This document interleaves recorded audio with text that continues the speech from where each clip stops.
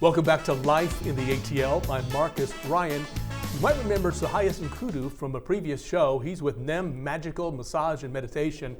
He's back again with us to go deeper. Last time we talked extensively about your business, Sahias, and today you brought proof. Yes. Proof. So, would you introduce your guest? My guest is Carol Stewart. And Carol is 77 years old. Young. And young. 77 years young. Yeah, correct me. I should know better. But she has experienced a lot of great things with the Esolé sessions.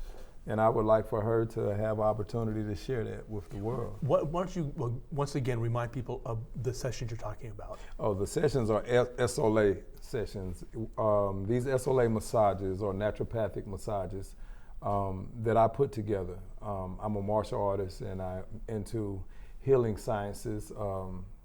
And my knowledge from helping people, just friends and people in the past, stretch and get more limber and overcome, physical challenges.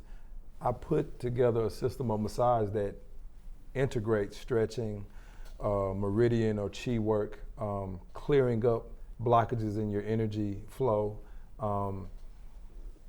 and just getting you to use your mind to connect your mind and your body to overcome challenges. So the stretching involves coaching, as Carol would say, coaching you to move your body. It involves getting you real limber, just making you feel fantastic because you've got your circulation really going. You got your mind feeling astute and focused. I mean, at the height of what a Esolé session looks like, because it's a team effort. Yeah. It's not just me.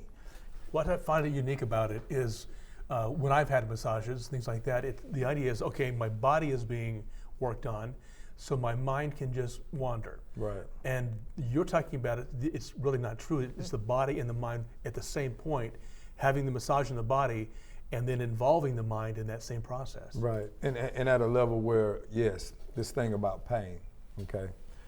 We either live with debilitating pain from sedentary lifestyles or overloading our body with a particular type of activity or whatever our work is, whatever we do for work. We tend to get caught in a rote way of moving, picking things up or sitting at a computer, and your body's not expressing itself in other ways. It's inhibited, and this is about getting you out of that and giving the body its expression, but you have to be able to realize if I'm sitting here and I've gotten stiff and I have pain, and people say, when you tell them, well, my knee hurts, well, you need to stay off of it.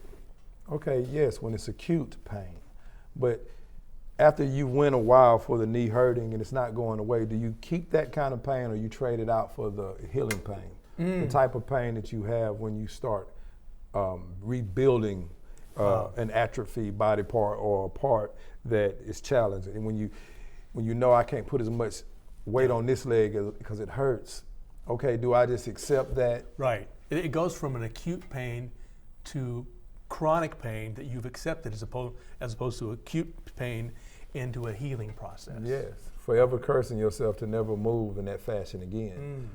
Well, Carol. Yes. We're going to get into why you're here. Tell us about your experience. Well, my experience has been awesome. Sahias has just turned my body around. I've always been a positive person, and I've always believed that there was a reason for everything. And I've been searching. I've had massage therapy before. I've had acupuncture. I've had chiropractic care.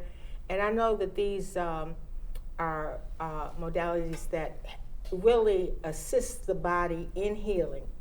And I tell Sahias, we do a dance on the table. And it's like this. He's leading me, okay, and I'm following his lead. As he's stretching and bending, I am in that with him. I'm also stretching and bending mentally and seeing how far I can, stretch my arm. And he'll say like, come on, how far can you go? He's very encouraging, and he demands the body to get in step. and I'm demanding my body as well. So it's twofold. He's working on me, and then I'm working, assisting him mentally with what he's doing. And the first time it was pretty. What can I say? It was. Yeah. Yeah. It puts you in a different state of mind. Like, whoa, is he gonna break me or what? But no, this is not for the faint-hearted. This is for somebody that wants to challenge themselves, that wants to grow in health, and you know, I have a lot of faith and belief in what he's doing. Right. I went in there with that, and I listened to him. And you know, a person my age should have enough wisdom to know when truth is being spoken. And I just listened to this man. He just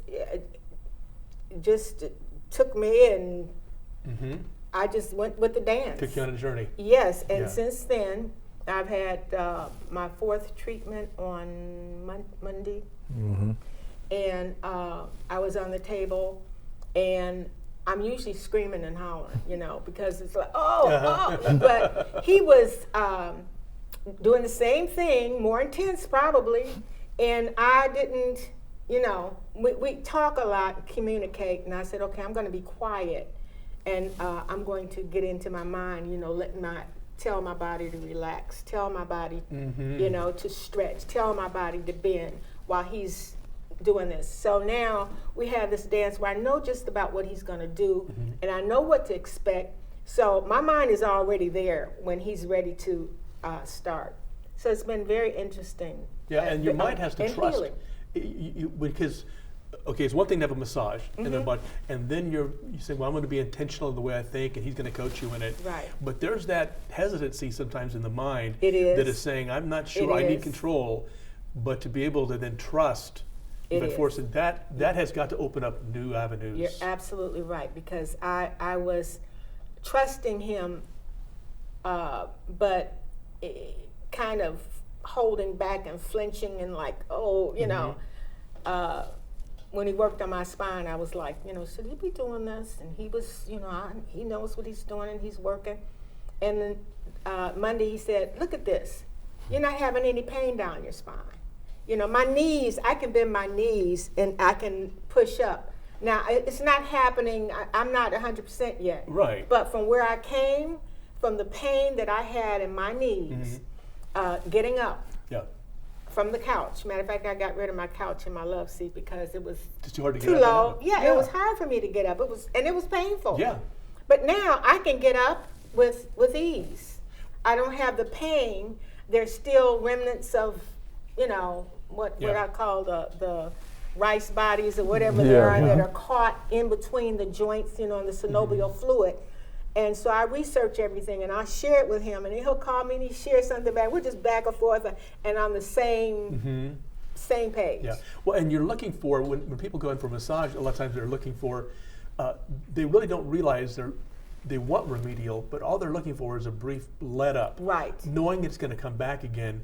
But you are at a point where you said, I need some solutions. I can't keep moving my furniture and changing everything in my life because I'm in pain all the time. I need to make progress. And as you say, it's a process, it's a journey. And how's your experience with her been? It's been amazing because...